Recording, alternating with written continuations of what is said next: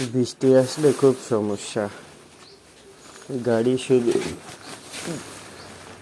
কাদা লেগে যায়, আর কাদা না লাগলে, না ধুইলে জং পড়ে যায়।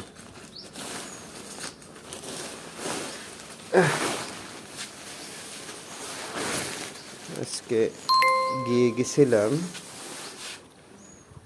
গাড়িতে সব কাদা লেগে গিয়েছে। ধোয়ার চেষ্টা করতেছি, কিন্তু ভাবছি আজকে ধুবো না, কালকে ধুবো। একটুখানি কাদা লাগলেই কেমন লাগে। তো যারা চ্যানেলের সাথে আছেন সবাইকে অনেক ধন্যবাদ। এটা নিয়ে আসছি কাদা যেন